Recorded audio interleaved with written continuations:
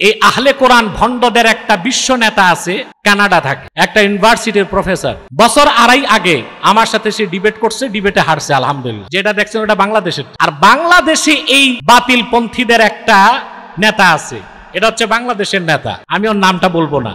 ও বছর দেড়েক আগে আমার কাছে গেছিল বাহাস করতে। আমি চিন্তা করছি যে মানুষ তো জানে আমার এমনি ঘাড়ের রক্তেরা, অনলাইনেই বসতে ভয় পায়, তো অফলাইনে কেন আসতেছে? পরে টের পাইলাম বেটা ক্যান্টনমেন্টে যাইয়া বড় অফিসার দিয়া নারায়ণগঞ্জের ডিসি কে ফোন দিছে, এসপি কে ফোন দিছে। আমার কাছে যাওয়ার আগে জেলা প্রশাসকের সাথে মিটিং করে ফোর্স নিয়ে আমার কাছে আসছে। আমি বুঝছি ও এই কাম। আলহামদুলিল্লাহ সোশ্যাল মিডিয়ায় দেখেছেন সে শুধু হাদিস মানে, কোরআন মানে না, মানে শুধু কোরআন মানে, হাদিস মানে না, একটা হাদিসও মানে না। এবং তাদের কথা হচ্ছে যে মুহাম্মদ সাল্লাল্লাহু আলাইহি সাল্লাম সর্বশ্রেষ্ঠ নবী না, ইব্রাহিম সর্বশ্রেষ্ঠ নবী। নাউজুবিল্লাহ। তারপরে গেল আমার কাছে, আলহামদুলিল্লাহ 22 মিনিটের মাথায় তওবা করে নাকে খত দিয়া পরাজিত হয়ে ভাগছে। পরে আমি তথ্য পেলাম ইহুদিরা একটা ধর্ম নতুন করে চালু করছে, এটার নাম হচ্ছে আব্রাহামিজম। কি নাম? হযরত ইব্রাহিমের নামে একটা ধর্ম তারা চালু করছে। ওরাই প্রচার করে যে Islam is the best, but Islam is not last and final. ইসলাম সর্বশ্রেষ্ঠ, তবে ইসলামই মানতে হবে এমন কোনো কথা নেই। এবং তারা প্রচার করে মুহাম্মদ সাল্লাল্লাহু আলাইহি সাল্লাম মহানবী, এটা মানা যাবে না, ইব্রাহিম মহানবী। আর তারা বুখারী মুসলিম সহ একটা হাদিসও বিশ্বাস করে না। তাদের মুসলমান বলা যাবে? আহলে আরব সমস্ত মুহাদ্দিস একমত, বুঝলেন? মান আনকারা হাদিসান সহিহাম মিন আহাদিসি রাসূলিল্লাহ সাল্লাল্লাহু আলাইহি ওয়াসাল্লাম ক্বাদ সাবাতাত সিহহাতুহু ইনদাল মুহাদ্দিসিনা বিল ইত্তিফাক ফাহুয়া কাফির। আল্লাহর হাবিবের একটা সহিহ হাদিস, সব হাদিস না, একটি সহিহ হাদিস, যে হাদিস সহিহ হবার পক্ষে সব মুহাদ্দিস একমত, ওই রকম একটা সহিহ হাদিস যে অস্বীকার করবে সে কাফের। আর ওরা একটা হাদিসও মানে না, বলে বুখারী মুসলিম সহ সব জাল। আহলে কোরআন দাবিদার এরা আহলে কোরআন না আহলে শয়তান? নিঃসন্দেহে তারা জিন্দিক এবং কাফের।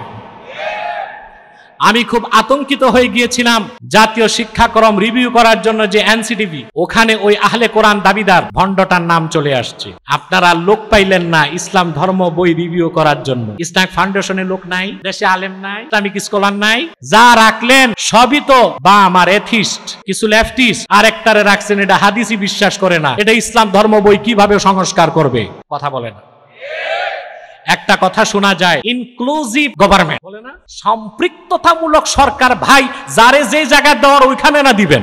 সিদ্ধেশ্বরী মন্দিরের দায়িত্ব পালন করতে কোনো আলেম যাবে না, ওখানে ঠাকুর দায়িত্ব পালন করবে। কিন্তু ইনক্লুসিভ গভর্নমেন্টের নামে বাইতুল মুকাররমের দায়িত্বে কোনো ব্রাহ্মণ আসতে পারে না। দায়িত্ব যেখানে, তাকে তো সেখানে দিতে হবে। অতএব এনসিটিভিতে ইসলামী বই সংস্কারের জন্য যাদের দিয়েছেন, কোন নাস্তিক বা আমার রামকে, বাতিলপন্থীকে মুসলমান মেনে নিবে না, যোগ্য আলেমদেরকে দায়িত্ব দিতে হবে। সম্মানিত সুধী, অতএব যারা ইনক্লুসিভ গভর্নমেন্টের কথা বলছেন আমাদেরকে ব্যাখ্যা দিতে হবে। আমি ছাত্র ভয় পাই না, ছাত্ররা কিছু বলবে আর আমরা গিলবো, তা হবে না। আমি ছাত্র ভয় পাবো কেন? আমি তো শিক্ষক। আমার ছাত্র বিশ্ববিদ্যালয়ে আছে, কলেজে আছে, স্কুলে আছে, মাদ্রাসায় আছে, আমার ছাত্র আল আজহারও আছে। ছাত্ররা যদি ভুল করে সংশোধন আলেমরাই করবে। অতএব ইনক্লুসিভ গভর্নমেন্টের ব্যাখ্যাও আমি চাই, দিতে হবে। সম্পৃক্ততামূলক সরকার আমরাও চাই, কিন্তু যার দায়িত্ব যেখানে, তাকে তো সেখানে বসাতে হবে, ঠিক না? আল্লাহ সুমতি দান করুক। সম্মানিত সুধী, বলছিলাম হযরত ইব্রাহিমকে আল্লাহ দায়িত্ব দিলেন, তাকে বলা হয়েছে ইমামুন নাস, তাকে আল্লাহ দায়িত্ব দিলেন দ্বিতীয়বার মক্কা মুকাররমা গোড়াপত্তনের জন্য। সুবহানাল্লাহি বিহামদিহি। গোড়াপত্তন করলেন আদম, সহযোগিতা করলেন জিবরিল, সংস্কার করলেন হযরত ইব্রাহিম, সঙ্গে ছিল ইসমাইল। কেন? কারণ মক্কা হবে আখিরি নবীর আগমন স্থল, মৌলিদ। বলেন সুবহানাল্লাহ। খেয়াল করতেছেন? প্রশ্ন হলো, মক্কা যদি হয় সারা বিশ্বের রাজধানী, মদিনা মুনাওয়ারাকে কি বলবো? প্রশ্ন আসে না? আমি বলি মক্কা হচ্ছে ক্যাপিটাল অফ দ্য ওয়ার্ল্ড, সারা পৃথিবীর রাজধানী, আর মদিনা মুনাওয়ারা হচ্ছে ক্যাপিটাল অফ দ্য ঈমান, ঈমানের রাজধানী। মক্কা হলো সারা পৃথিবীর রাজধানী, আর মদিনা মুনাওয়ারা হলো ঈমানের রাজধানী। সুবহানাল্লাহ। এজন্য মদিনা মুনাওয়ারাকে বলা হয়েছে দারুল ঈমান। কি বলা হয়েছে? আবার বলা হয়েছে দারুল হিজরা। সুবহানাল্লাহ বলে। প্রিয় ভাইয়েরা আমার, মক্কাতুল মুকাররমায় আল্লাহর আখিরি নবী নূর নবীজি মুহাম্মদ সাল্লাল্লাহু আলাইহি ওয়াসাল্লাম আগমন করলেন আজ থেকে ১৫০০ বছর আগে। মুহাম্মদ সাল্লাল্লাহু আলাইহি ওয়াসাল্লাম ওনার বয়স ৪০ বছর হওয়ার আগ পর্যন্ত ওনার নবুয়তের প্রকাশ ঘটে নাই। নবী তিনি আগ থেকেই, আর ওনার নবুয়তের প্রকাশ ঘটেছে ৪০ বছর বয়সে গারে হেরাতে। সুবহানাল্লাহ। রাসূল করিম সাল্লাল্লাহু আলাইহি সাল্লাম গারে হেরাতে তাহান্নুস করতেন। তাহান্নুস হচ্ছে তাআব্বুদুল লায়ালি যাওয়াতিল আদাদ। নবীজি সাল্লাল্লাহু আলাইহি সাল্লাম গারে হেরাতে যে আল্লাহর ধ্যান করতেন। কি করতেন? আল্লাহর ধ্যান করতেন ক্রমাগত কয়েক রাত। তারপর আবার আম্মাজান খাদিজার কাছে আসতেন। তিনি তাজাউদ পাথেও তৈরি করে দিতেন। তাজাউদ বুঝেন? জাদ, ইত্তেখাজু জাদ, তাজাউদ বলে। জাদ কাকে বলে? বদরুদ্দিন আইনি উমদাতুল কারিতে লেখেন, আত-তাআমুল্লাযী ইয়াসতাসহিবুহুল মুসাফির ইনদাস সাফার। মুসাফির সফরে বের হইলে যে খাদ্যদ্রব্য সাথে রাখে ওইটাকে বলে জাদ। কি বলে? আপনি বাড়িতে নাস্তা করছেন, এখন ঢাকা আসবেন, মনে করেন চট্টগ্রাম থেকে, বুঝেন নাই? তো 10টা খেজুর পকেটে রাখছেন বাসে খাওয়ার জন্য, এটা জাদ। এটা কি? আর যে বাসায় যে খাইছেন ওটা তো আম। ওটা কি? তো আম। অর্থাৎ জাদ হচ্ছে আত-তাআমুল্লাযী ইয়াসতাসহিবুহুল মুসাফির ইনদাস সাফার। মুসাফির যখন সফরে বের হয় সঙ্গে যে খাদ্য রাখে তাকে বলা হয় জাদ। আল্লাহর হাবিব সাল্লাল্লাহু আলাইহি সাল্লাম, মুহাম্মদ সাল্লাল্লাহু আলাইহি সাল্লাম গারে হেরা থেকে 3 দিন পর 4 দিন পর আম্মাজান খাদিজার কাছে আসতেন। তিনি রাসূলুল্লাহকে জাদ তৈরি করে দিতেন।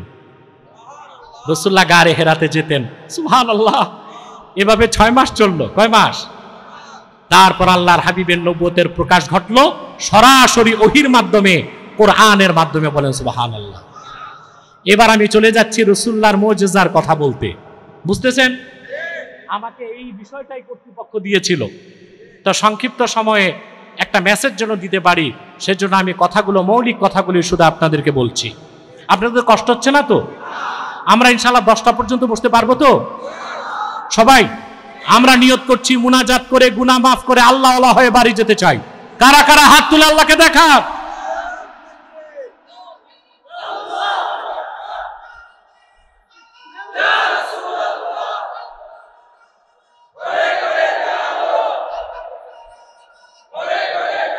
আল্লাহ কবুল করুক, আল্লাহ মঞ্জুর করুক। বলুন আল্লাহুম্মা আমিন। সম্মানিত সুধী, রাসূল করিম সাল্লাল্লাহু আলাইহি সাল্লাম মুসালসাল 6 মাস তাহান্নুস করলেন, আল্লাহর ধ্যান করলেন। সুবহানাল্লাহ। তখন কোনো নামাজ ছিল না, নামাজ সালাত ছিল না। তো রাসূলুল্লাহ ইবাদত করতেন কিভাবে? প্রশ্ন আসে না? বলেন, কোন নবী শরীয়ত মানতেন? আরে উনি কোন নবী শরীয়ত মানবেন? উনি ছিলেন নবিউল আম্বিয়া। এই ক্ষেত্রে 30টা ব্যাখ্যা এসেছে। সবচেয়ে সুন্দর ব্যাখ্যা বদরুদ্দিন আইনি করেছেন। সুবহানাল্লাহ। ওয়া কানা ইয়াতাআব্বাদু ওয়া কানা সাল্লাল্লাহু আলাইহি ওয়াসাল্লাম ইয়াতাআব্বাদু বিমা ইউলকা ইলাইহি মিন নূরিল মারিফা। মারিফাতের নূরের মাধ্যমে আল্লাহ সরাসরি জিবরিল আসার আগে রাসূলুল্লাহকে সাহায্য করতেন কিভাবে রাসূলুল্লাহ আল্লাহর ইবাদত করবেন। 6 মাস পর জিবরিল আসলেন।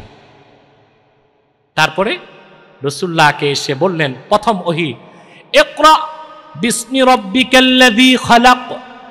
মুহাম্মদ সাল্লাল্লাহু আলাইহি সাল্লাম পড়ুন আপনার রবের নামে যিনি সৃষ্টি করেছেন। প্রথম ওহী, ঠিক কিনা? আপনারা ঘটনা সবাই জানেন। রাসূলুল্লাহ সাল্লাল্লাহু আলাইহি সাল্লাম প্রথমবার বলার পর বলেছেন, মা আনা বিকারি, আমি পড়তে না জানি না, না পারি না। পড়তে জানি না এক কথা, পড়তে পারি না আরেক কথা। জিবরিল রাসূলুল্লাহকে সিনার সাথে চাপ দিলেন, 1 বার 2 বার 3 বার। তারপর রাসূলুল্লাহ পড়তে লাগলেন ইকরা বিসমি রাব্বিকাল্লাযী খালাক। এবার আসেন, আল্লাহর হাবিব মুহাম্মদ সাল্লাল্লাহু আলাইহি সাল্লামের নবুয়তের প্রকাশটা আল্লাহ ঘটালেন কোরআনের মাধ্যমে। আর এই কোরআন হচ্ছে আল্লাহর রাসূলের সর্বশ্রেষ্ঠ মুজিজা। সুবহানাল্লাহ। আল্লাহর শ্রেষ্ঠ কুদরত মুহাম্মদ সাল্লাল্লাহু আলাইহি সাল্লামের সর্বশ্রেষ্ঠ মুজিজা, তার নাম কি? জোরে বলতে হবে। এবার আসেন, এই ব্যাপারে কিছু তাত্ত্বিক কথা আল্লামা ইমাম বাইহাকি দালাইলুন নবুয়াত প্রথম খণ্ডের মুকাদ্দমায় এই কথাগুলো বলেছেন। রাসূল কারীম সাল্লাল্লাহু আলাইহি সাল্লামের যেমন কোনো তুলনা হয় না, রাসূলুল্লাহর মুজিজাগুলোরও কোনো তুলনা নাই। সুবহানাল্লাহ বলেন। লক্ষাধিক নবী রাসূলের মুজিজা এক পাল্লায় দিল, রাসূলুল্লাহর একটা মুজিজা কোরআন, এটার ওজন সইতে পারবে না, এটার ওজন বেশি, ঠিক কিনা? এছাড়া রাসূলুল্লাহর দ্বারা যতগুলো মুজিজা ঘটেছে সবগুলো মুজিজাই ছিল অত্যাশ্চর্য এবং তুলনার ঊর্ধ্বে, বলেন সুবহানাল্লাহ। কেমন? যেমন পূর্বের নবীদের দ্বারা যে মুজিজা ঘটতো, মুজিজা ঘটার জন্য নবীদের সাবাব লাগতো। কি লাগতো? সাবাব ছাড়া, আসবাব ছাড়া, এলিমেন্টস ছাড়া কোন নবীর দ্বারা কোনো মুজিজা ঘটে নাই। কিন্তু রাসূলুল্লাহ সাল্লাল্লাহু আলাইহি সাল্লামের মুজিজা ঘটার জন্য কোনো সাবাব লাগতো না, বলেন সুবহানাল্লাহ। যেমন দাউদ আলাইহিস সালাম, কি নাম? ইহুদিরা তারে নবী মানে নাম ডেভিড, তারা বলে ডেভিড। এই যে ইহুদিরা ইসরায়েলি কি চাচ্ছে? জেরুজালেমকে চাচ্ছে। কেন চাচ্ছে? ওরা বলে কে ডি, অর্থাৎ কিং ডেভিড। ওরা বলতে চায় যে এই জেরুজালেমটা ডেভিডের রাজত্ব আবার ফিরে আনবে। ডেভিড মানে দাউদ আলাইহিস সালাম রাজত্ব করছেন, দাউদ আলাইহিস সালাম চলে গেছেন, উত্তরসূরি হিসেবে ইহুদিরা জেরুজালেমের রাজত্ব করবে। এটা ইহুদিদের একটা মিথ্যা দাবি। কাদের দাবি? মিথ্যা দাবি। 3000 বছর আগে বখতে নসর তাদেরকে ক্ষমতাচ্যুত করেছে। 3000 বছরে পৃথিবীর কোথাও ইহুদিরা কোনো বৈধ রাষ্ট্র বানাতে পারে নাই, পারছে? এবং তাওরাতের একটা পার্ট অফ পার্সেল হচ্ছে তালমুদ।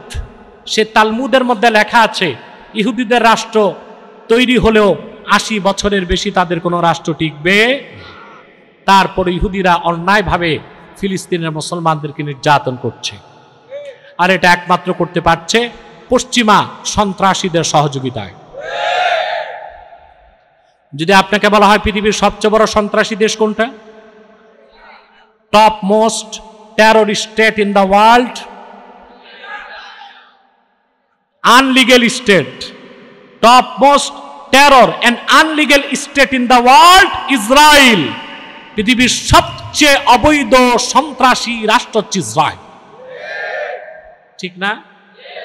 আমেরিকার সাপোর্ট ছাড়া 1 ঘন্টাও সে টিকে থাকতে পারবে না। আমেরিকা তাকে অন্যায়ভাবে সহযোগিতা করছে। আমরা শুনেছি হিজবুল্লাহ প্রধান হাসান নাসরুল্লাহ শাহাদাত বরণ করেছে, শুনছেন না আপনারা? এসব কিছু হচ্ছে আমেরিকার অবৈধ সহযোগিতার কারণে।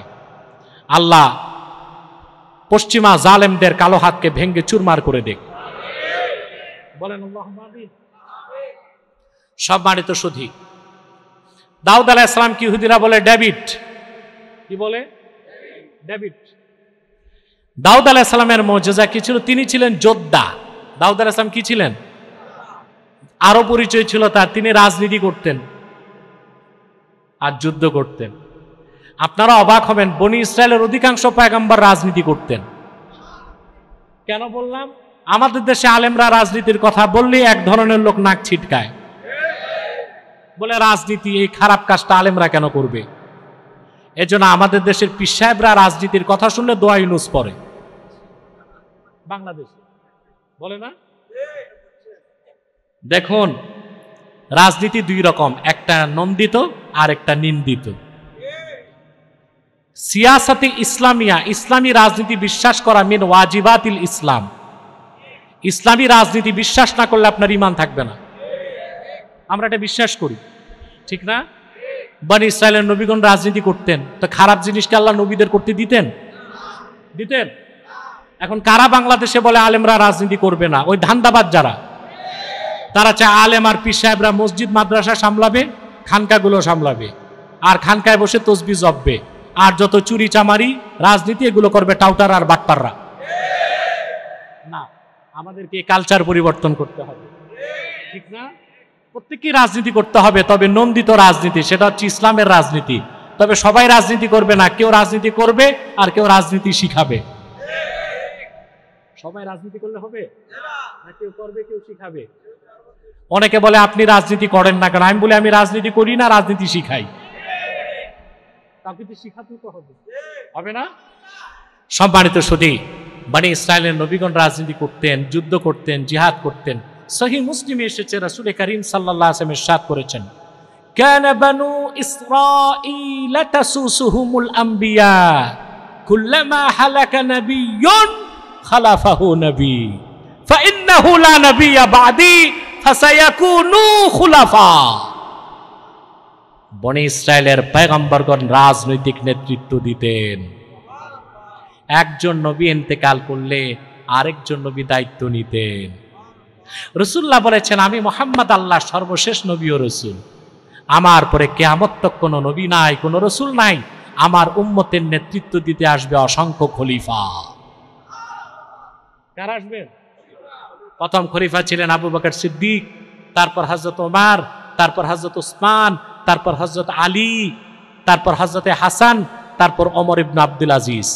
এরা প্রত্যেকেই ছিলেন খোলাফাউর রাশিদুন, খোলাফায়ে রাশিদিনের অন্তর্ভুক্ত ছিলেন।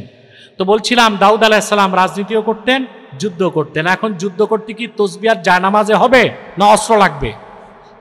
এখন এত অস্ত্র বানাবেন কই? ওনার মুজিজাই ছিল। হাদিস শরীফে এসেছে, আলানাল্লাহুল হাদিদা বিয়াদি দাউদা, পয়গম্বর দাউদের হাতে আল্লাহ রাব্বুল আলামিন লোহাকে পানির মতো গালায় দিতেন। এটা ছিল দাউদ নবীর মুজিজা। লোহা ধরতেন, পানির মতো গলে যেত। আপনি লোহা গালাতে পারবেন? পারবেন? লোহা গালানো সহজ। অক্সিজেন আর অ্যাসিটিলিন দুইটা গ্যাসকে এক করলে তার নাম হয় অক্সি অ্যাসিটিলিন। এটার তাপমাত্রা 3300 ডিগ্রি সেলসিয়াস। এই তাপে লোহাকে কাটা যায়। আপনি যে ভাত খান, পানি গরম হয় 70 ডিগ্রি সেলসিয়াসে, ভাত রান্না হয় 100 ডিগ্রি সেলসিয়াসে, আর ওইটা হচ্ছে 3300 ডিগ্রি সেলসিয়াস। ওই তাপে লোহা গলে। আর দাউদ আলাইহিস সালাম দুই হাতে বিসমিল্লাহ বলে চাপ দিলেই লোহা পানির মতো গলে যেত। দাউদ আলাইহিস সালামের মুজিজা ঘটতে সাবাব লাগছে, ওটার নাম কি? লাগছে না? পয়গম্বর মুসা, তার 9টা মুজিজা ছিল, তার মধ্যে বড় মুজিজা ছিল তার আসা, লাঠি। কি বেতের না বাঁশের? এই তো একটা তো বলবেন, বাঙালি আপনারা না জানলেও বলতে হয়।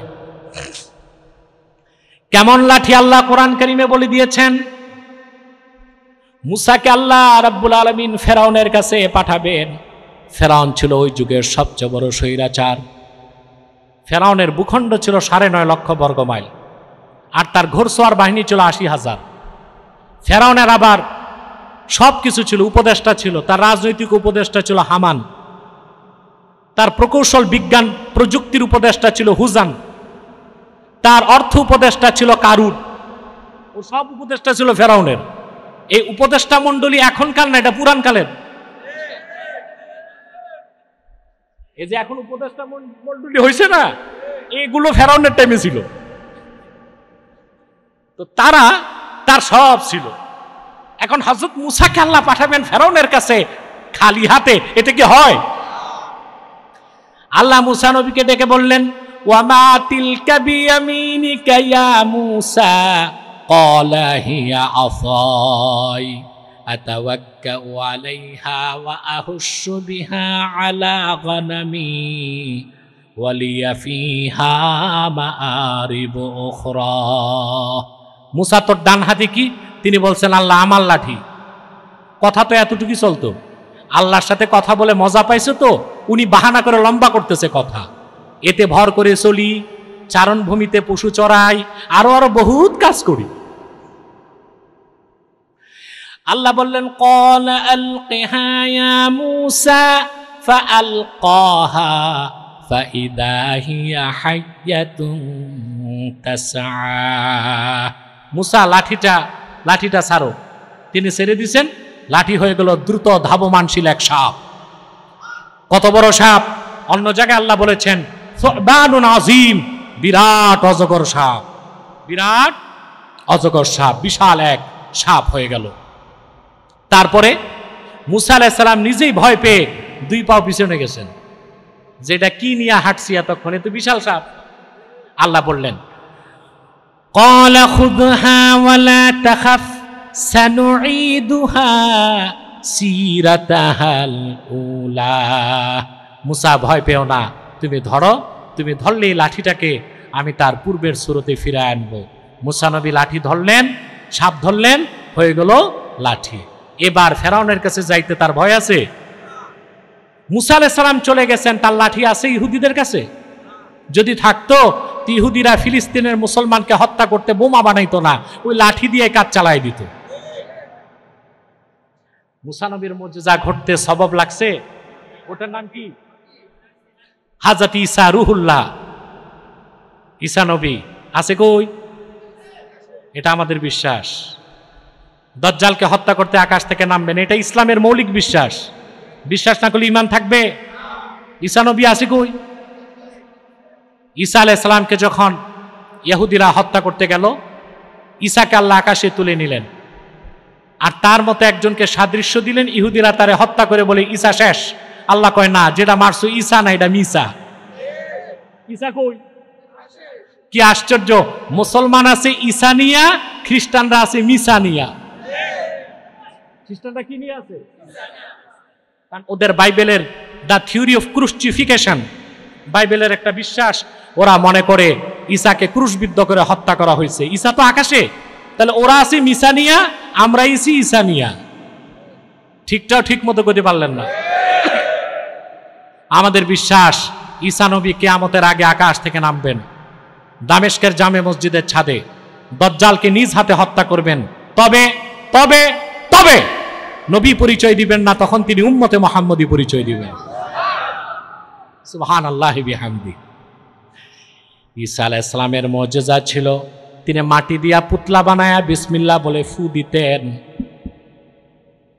বিসমিল্লাহ বলে ফু দিতেন, আর সেটা পাখি হয়ে আকাশে উঠত। ঈসা নবী আকাশে গেছেন, মুসা দুনিয়ার থেকে চলে গেছেন, দাউদ চলে গেছেন, কারো মুজিজা নাই। কিন্তু আল্লাহর আখির নবী মুহাম্মদ সাল্লাল্লাহু আলাইহি ওয়াসাল্লামের নবুয়ত রিসালাতের সবচেয়ে বড় প্রমাণ, ওনার সর্বশ্রেষ্ঠ মুজিজা কোরআন এখনো আছে না? না, সুবহানাল্লাহ। আল্লাহর আখির নবী মুহাম্মদ সাল্লাল্লাহু আলাইহি ওয়াসাল্লাম ১৫০০ বছর আগে বিদায় নিয়েছেন, কিন্তু ওনার সর্বশ্রেষ্ঠ মুজিজা কোরআন রেখে গিয়েছেন। এই কোরআন হচ্ছে মুজিজাতুন খালিদাতুন খাতিমাতুন সারমাদিয়াতুন ইলা ইয়াউমিল কিয়ামা। সুবহানাল্লাহ। আপনি ইসলাম জানতে চান, কোরআন থেকে সংজ্ঞা দিতে হবে। আল্লাহর তৌহিদের পরিচয় চান, কোরআনের কাছে আসতে হবে। রাসূলুল্লাহর রিসালাতের পরিচয় চান, কোরআনের কাছে আসতে হবে। ইসলাম যে মহাসত্য দিন, তার সবচেয়ে বড় প্রমাণ কি? কোরআন ছাড়া ইসলামের ব্যাখ্যা নেওয়া যাবে? হাদিস ছাড়া ব্যাখ্যা নেওয়া যাবে? আমি আজকে অত্যন্ত দুঃখ ভারাক্রান্ত কণ্ঠে একটা কথা বলছি, ইসলাম ফাউন্ডেশনের কর্মকর্তারা আছেন এবং দেশের আলেম সমাজকেও বলছি, খুব সূক্ষ্ম একটা চক্রান্ত বাংলাদেশে চালু হয়েছে। এখন এক বুদ্ধিজীবী প্রচার করছে ঢাকা বিশ্ববিদ্যালয়ে, তারা আরবের ইসলাম চায় না, সুফিবাদী ইসলাম চায়। এই বুদ্ধিজীবীর সুরত দেখলে আমার কান্না আসে। সাদা কুর্তা, সাদা সালোয়ার, মাথায় কিম্ভূত কিমাকার টুপি, দাড়ি লম্বা, আর মোচ অনেকটা ঢাকনার মতো তার মুখ ঢেকে রাখছে, দাঁত কয়টা গোনা যায় না, পিছনে সরস্বতীর মূর্তি, সামনে লালনের দোতরা। চিনছেন? আপনারা চিনলেই চলবে, নাম বলার দরকার নাই। আরে ভাই, কওয়ার টাইম আছে, টাইম মতো সবই বলবো। এই বুদ্ধিজীবী ঢাকা বিশ্ববিদ্যালয়ের ছাত্রদের ব্রেন ওয়াশ করে, বলে আমরা আরবের ইসলাম চাই না, সুফিবাদী ইসলাম চাই। মূর্খ মিয়া, বুদ্ধিজীবী হইছ, ইসলামের সৃষ্টি তো আরবে, আরবের বাইরে তো কোনো ইসলাম নাই। আছে? কেউ যদি বলে আমি মক্কার হজ চাই না, মক্কা ছাড়া হজ আছে? যদি বলে আমি মক্কার জমজম পানি চাই না, মক্কার বাইরে জমজম পানি আছে। যদি বলে আমি আরশে আজিমের অধিপতি আল্লাহকে মানি না, ওটা মুসলমান না কাফের? যে বলবে আমি মক্কার ইসলাম চাই না, নিঃসন্দেহে সে কাফের, ইসলামের অস্বীকারী। কারণ ইসলাম একদিনে আসে নাই। আদম আলাইহিস সালাম শুরু করছেন, আর ইসলাম চূড়ান্ত রূপ নিয়েছে ১৫০০ বছর আগে মুহাম্মদ সাল্লাল্লাহু আলাইহি ওয়াসাল্লামের কাছে কোরআন নাজিলের মাধ্যমে। রাসূলুল্লাহর কাছে কোরআন এসেছে মক্কাতুল মুকাররমায় ১৩ বছর, মদিনাতুল মুনাওয়ারায় ১০ বছর। এই ২৩ বছরে আরবে মক্কা মুকাররমায়, মদিনাতুল মুনাওয়ারায় ইসলাম পরিপূর্ণতা লাভ করেছে। ওই ইসলামের বাইরে আরবের ইসলাম ছাড়া আর কোনো ইসলাম নাই। বলে সুফিবাদী ইসলাম। তোমার ইসলামের ভার্সন করার ক্ষমতা কে দিয়েছে? ইসলাম তো একটাই। বলে কি রেডিক্যাল ইসলাম, আবার বলে পলিটিক্যাল ইসলাম, আবার বলে সুফিবাদী ইসলাম, হ্যাঁ মডার্ন ইসলাম। বলে ইসলাম একটাই। মুহাম্মদ সাল্লাল্লাহু আলাইহি সাল্লাম আল্লাহর কাছ থেকে যে ইসলাম এনেছেন, এর বাইরে কোনো ইসলাম নয়। তবে ইসলামের পলিটিক্স হচ্ছে ইসলামের একটা অংশ, সেটা পূর্ণাঙ্গ ইসলাম না। জিহাদের কথা বললে বলে রেডিক্যাল ইসলাম। হ্যাঁ, জিহাদ পূর্ণাঙ্গ ইসলাম না, ইসলামের একটা অংশ। তরিকত, তাসাউফ পরিপূর্ণ ইসলাম না, ইসলামের একটা অংশ। তবে সুফিজম নিয়ে আমার প্রশ্ন আছে। সুফিবাদের নামে বহুত ভণ্ডামি চলে। ওই বুদ্ধিজীবী আবার নেতা মানে লালনকে, কারে মানে? লালনকে। তার নেতা ঠিক নাই, পিছনে সরস্বতীর মূর্তি, সামনে লালনের বেহালা। বুঝলেন? আমি গবেষণা করে দেখছি, কেউ প্রমাণ করতে পারবে না লালন কি মুসলিম ছিল না হিন্দু ছিল।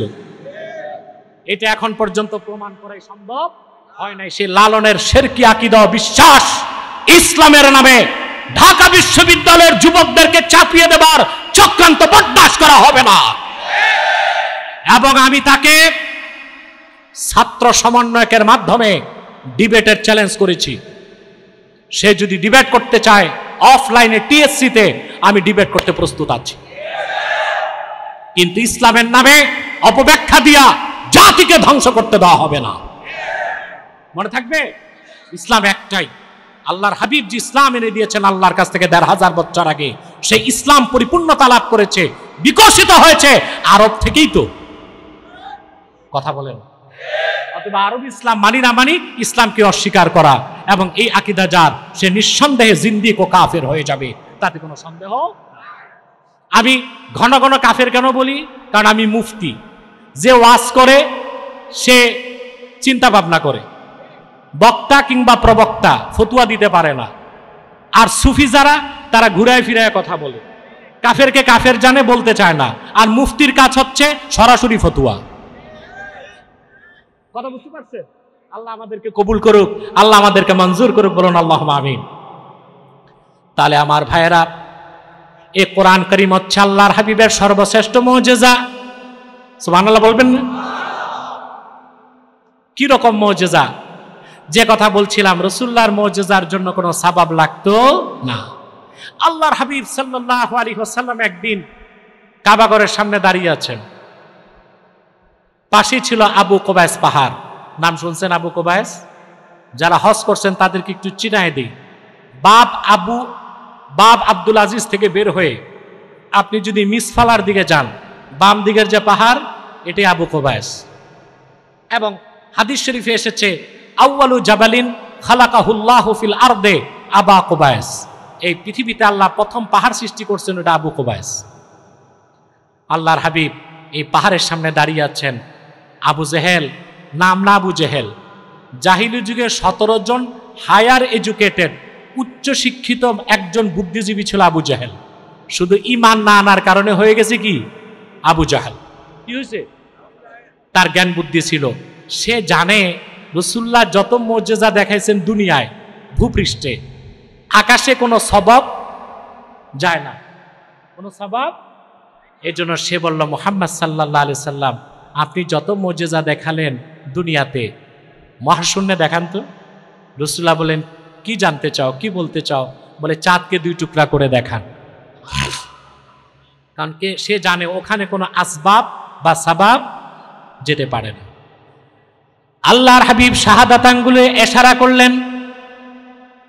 কোরআন সাক্ষ্য দেয়, ইকতারাবাতিস সাআতু ওয়ানশাক্কাল কমর, কিয়ামত নিকটবর্তী হয়েছে।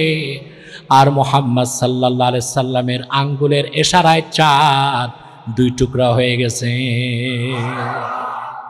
রাসূলুল্লাহর মুজিজাগুলো ঘটার জন্য কোনো সাবাব লাগতো না।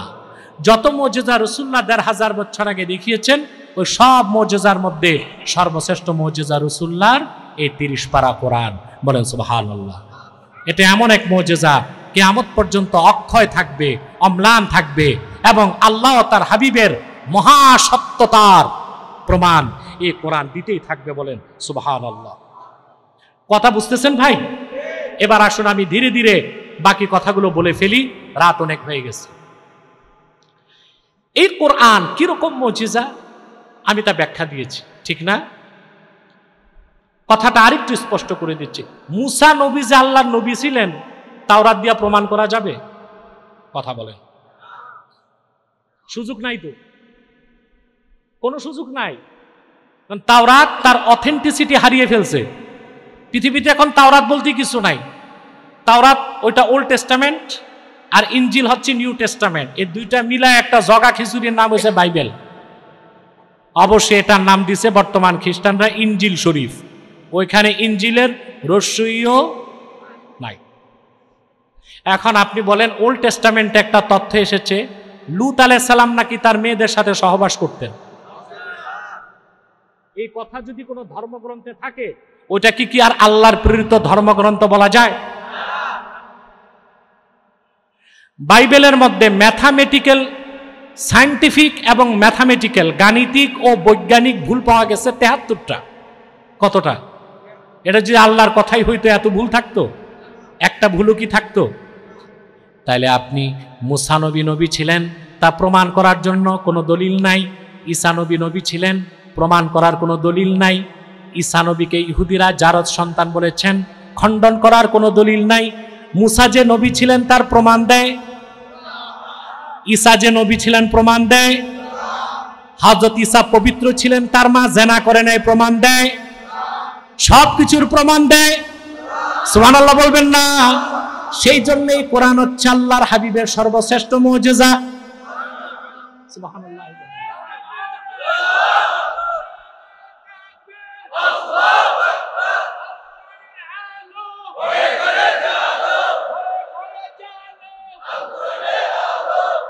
এই কোরআন হচ্ছে আল্লাহর হাবিবের সর্বশ্রেষ্ঠ মুজিজা।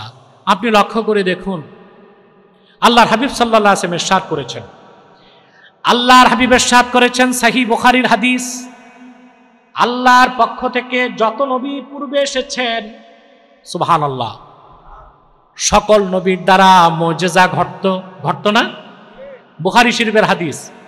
আল্লাহর হাবিব ইরশাদ করেছেন, মা মিনাল আম্বিয়াই নাবিয়্যুন ইল্লা উতিয়া মা মিসলুহু আমানা আলাইহিল বাশার। আল্লাহর পক্ষ থেকে পূর্বে যত নবী এসেছেন, প্রত্যেকের দ্বারা মুজিজা ঘটত, যে মুজিজা দেখে জনগণ তাদের উপর ঈমান আনত। রাসূলুল্লাহ বলেছেন, ওয়া ইন্নামা কানাল্লাযী উতিতু ওয়াহয়ান আওহাহু আল্লাহু ইলাইয়া। আর আমি মুহাম্মদ সাল্লাল্লাহু আলাইহি সাল্লামকে আল্লাহ তাআলা যে মুজিজা দিয়েছেন, সেটা হলো আমার কাছে আল্লাহ ওহীর মাধ্যমে 30 পারা কোরআন নাজিল করেছেন। ফাআরজু আন আকুনা আকসারাহুম তাবিআন ইয়াউমাল কিয়ামা। আমি আশা করি কোরআন আমার মুজিজা হবার কারণে কাল কিয়ামতের দিন আমার উম্মতের সংখ্যা হাসর ময়দানে সবচেয়ে বেশি হয়ে যাবে। সুবহানাল্লাহ। আল্লাহর হাবিব বলেছেন, আমি মুহাম্মদ সাল্লাল্লাহু আলাইহি সাল্লামকে আল্লাহ সর্বশ্রেষ্ঠ যে মুজিজা দিয়েছেন তা হচ্ছে 30 পারা কোরআন। আমি আশা করি এই কোরআন আমার মুজিজা হবার কারণে কাল হাসর ময়দানে আমার উম্মতের সংখ্যা সবচেয়ে বেশি হয়ে যাবে। বলেন সুবহানাল্লাহ। এটা বিশ্বাস করেন? আজকে পৃথিবীতে আমরা 200 কোটি মুসলমান। কত? আল্লাহ আমাদেরকে কি দেন নাই? সব দিছেন। শুধু আমরা মুসলমান ঐক্যবদ্ধ হই না, এই জন্য মার খাই। বিশ্ব মানচিত্রে আমাদের 57টা রাষ্ট্র, জনসংখ্যায় আমরা 200 কোটি, আর total natural advantages of the world, সারা পৃথিবীর প্রাকৃতিক সম্পদের 70%-এর বেশি আল্লাহ আমাদের পায়ের তলায় রাখছেন। আর সারা দুনিয়ার বেদিনদের দিচ্ছেন কয় পার্সেন্ট? কিন্তু পশ্চিমারা চোর, এজন্য ওরা যুদ্ধের নামে আমাদের দেশগুলোতে ঢুকে আর চুরি করে। যেমন ওরা ইরাকে ঢুকছে, পেট্রোল চুরি করছে, সিরিয়াতে ঢুকছে, তেল চুরি করছে, লিবিয়াতে ঢুকছে, তেল চুরি করছে। শুধু চুরির সুযোগ পায় না আফগানিস্তানে। মোল্লাদের ইমান তো মজবুত, এমন থেরাপি দিছে যুক্তরাষ্ট্র তার তল্পিতল্পা সহ এক রাতে আফগানিস্তান ছেড়ে আমেরিকা পালাইছে। মোল্লাদের পাগড়ি দেখে ভাবছিল এগুলোর তো কুচে ফেলবো, ঠিক না? মোল্লাদের পাগড়ি আছে, কিন্তু বড় অস্ত্র সিনায় ইমান আছে। এই যে পরাশক্তি পরাশক্তি বলে কেন? 4টা জিনিস থাকলে সুপার পাওয়ার হয়। কয়টা? মানি, তারপরে হচ্ছে মাসল, তারপর হচ্ছে ম্যান্ডেট সমর্থন, তারপর হচ্ছে মিডিয়া। কয়টা? এই 4টা থাকলে সেই দেশকে বলা হয় কি? পরাশক্তি। আমেরিকার মানি সবচেয়ে বেশি, তার বর্তমান রিজার্ভ হচ্ছে $23 ট্রিলিয়ন। কত? এটা গণতে পারবেন না ভাই, 1000 বিলিয়নে 1 ট্রিলিয়ন। ওর রিজার্ভ আছে কত? $23 ট্রিলিয়ন। এসব চুরির টাকা। কিসের টাকা? আমাদেরই তেল চুরির টাকা, আফ্রিকার কয়লা চুরির টাকা, আফ্রিকার গরিব দেশগুলোর হীরা চুরির টাকা। চুরির টাকা দিয়া ধনী হয়েছে, যাক, তাও তো ধনী তো হয়েছে, চুরি করে হোক। এই হচ্ছে তার মানি। তারপর তার মাসাল, এখনো পরাশক্তি, সে অস্ত্রের তার চেয়ে উপরে কেউ নাই। তার 2500 ফাইটার আছে, এয়ারক্রাফট ক্যারিয়ার আছে 12টা, পারমাণবিক বোমা আছে প্রায় 5500, রাশিয়ার একটু বেশি আছে, সবকিছু আছে তার। তারপর হচ্ছে তার মিডিয়া, আল জাজিরা ছাড়া সবগুলো মিডিয়া তার হাতের মুঠোয়। 4 নাম্বার ম্যান্ডেট, ম্যান্ডেট নিতে তার বাড়ির উঠানে সে জাতিসংঘ বানায় রাখছে। এই 4টা শক্তি তার কাছে, এই জন্য তাকে বলা হয় পরাশক্তি। কিন্তু এই পরাশক্তি যখন আফগানিস্তানে গেল, ধরা শক্তি হয়ে গেল। মোল্লাদের 4টার একটাও নাই, কিন্তু বড় শক্তি আছে, ওটা হচ্ছে স্পিরিচুয়াল পাওয়ার, ইমানের শক্তি। সেই শক্তির কাছে আমেরিকা পরাজিত হয়েছে, ঠিক কিনা বলেন? বুঝছে না? তো বলছিলাম যে আমাদেরকে আল্লাহ সম্পদ সবচেয়ে বেশি দিয়েছেন, আমরা 70% সম্পদের মালিক, আর ওদের আছে বাকি। ওদের বেশি কেন? চুরি করছে। কাদেরটা? আমাদেরটা, ঠিক কিনা? আমরা আছি 200 কোটি মুসলমান, কি নাই আমাদের? সারা দুনিয়ায় ইহুদি আছে 1 কোটি। 1 কোটি ইহুদি মারতে তো আমাদের অস্ত্র লাগে না। 200 কোটি মুসলমান যদি এক হয়ে পেশাব করে, 1 কোটি ইহুদি ভূমধ্য সাগরে ভেসে যাবে। শুধু সমস্যা এক হইতে পারি না। সমস্যা কি? এক হইতে পারি না। এবার চিন্তা করে দেখেন, আল্লাহর হাবিব বলেছেন কোরআন আমার শ্রেষ্ঠ মুজিজা হবার কারণে কাল কিয়ামতের দিন আমার উম্মতের সংখ্যা হবে সবচেয়ে বেশি। হাদিস শরীফে এসেছে, রাসূলুল্লাহ বলেছেন, আল্লাহর হাবিব বলেছেন, আহলুল জান্নাতি 20 ওয়া 100 সাফিন, হাসর ময়দানে 120টা কাতার হবে জান্নাতীদের। রাসূলুল্লাহ বলেছেন তার মধ্যে সামনের 80 কাতার হবে আমার উম্মতে মুহাম্মাদি। কাতার হবে কয়টা? শুধু বেহেশতীদের কাতার হবে 120টা। এটা ইমাম তিরমিজি আবওয়াবু সিফাতিল জান্নাহ, বাবু মা জাআ ফি সিফাতি আহলিল জান্নাহ, হাদিস নাম্বার 2546। তিরমিজির হাদিসে এসেছে বেহেশতীদের কাতার হবে হাসরে কয়টা? 80 কাতার হবে উম্মতে মুহাম্মাদি। বলেন সুবহানাল্লাহ। কারণ আরো জোরে, আরো জোরে,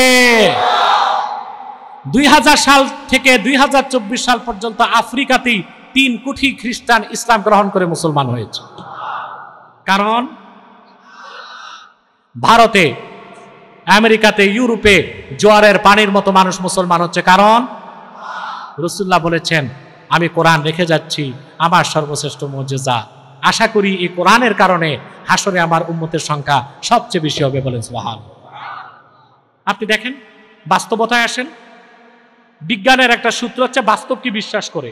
আমি বিজ্ঞান টিজ্ঞান বিশ্বাস করি না, মাঝে মধ্যে কোরআন হাদিসের সাথে সংঘর্ষ হয় না, ওই রকম বিজ্ঞানকে আমি সমর্থন করি সমর্থন করলে।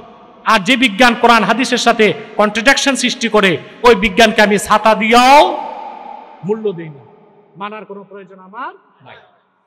বৈজ্ঞানিকভাবে দেখেন পৃথিবীতে প্রত্যেক ধর্মের লোকের সংখ্যা কমতেছে না? দেশ স্বাধীনের পর বাংলাদেশে হিন্দুদের সংখ্যা ছিল 12.5%, আরো বেশি ছিল 27%, তারপর হলো 12.5%, বর্তমানে হিন্দুদের সংখ্যা 6.5%। কত? কেন? আমরা কি কোনো একজন হিন্দুকে আঘাত করছি? পুশব্যাক করে ভারতে পাঠাইছি? ভারতে যেভাবে আমাদের মসজিদ শহীদ করা হয়, মুসলমানদেরকে হত্যা করা হয়, সেভাবে বাংলাদেশে তো করা হয় না। বরং অতি উৎসাহী কিছু ভাই তো এখন মন্দির পাহারা ঠিকাদারিও নিছে না? ভারতে কি মুসলমানকে সাহায্য করা হয়, সহযোগিতা করা হয়? আমরা কোনো হিন্দুকে মারি নাই। কিছু হিন্দু কলকাতা যে বাড়িঘর বানাইছে, বাকি হিন্দু কমলো কেন? জনসংখ্যা অধিদপ্তর গবেষণা করে দেখছে হিন্দুদের প্রজনন ক্ষমতা নাটকীয়ভাবে কমে যাচ্ছে। তো ফ্যাক্টরি ফিউজ হইলে আমরা করব কি? আমাদের করার কি আছে? কিছু আছে করার?